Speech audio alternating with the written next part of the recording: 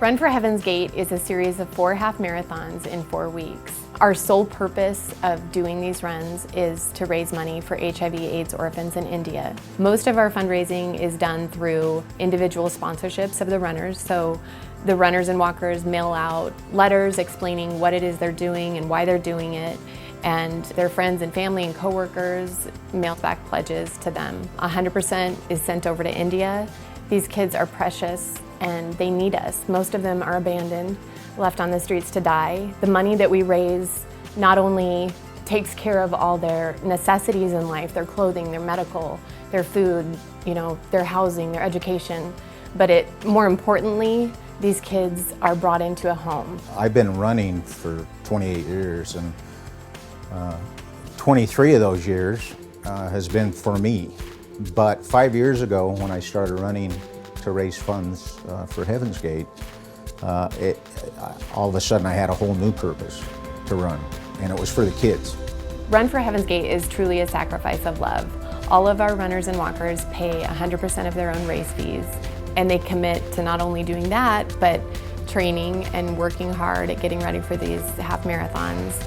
It just makes such a difference if you have somebody that's committed to the training with you, and just to share the vision for the kids in India. The fellowship that you get doing these races, that's an added benefit.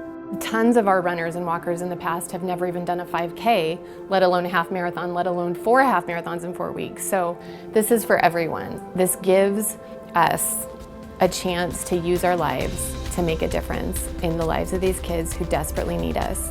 I know what it's like to be broken, hopeless, helpless. By circumstances you didn't do anything to cause. But I also know what it's like to have someone come along and not just notice, but to actually take action and do something to help you. It gives you so much hope. I have 2 kids with pretty significant special needs, one who has autism and one who has cerebral palsy. My little guy can't walk or speak, neither of them can speak.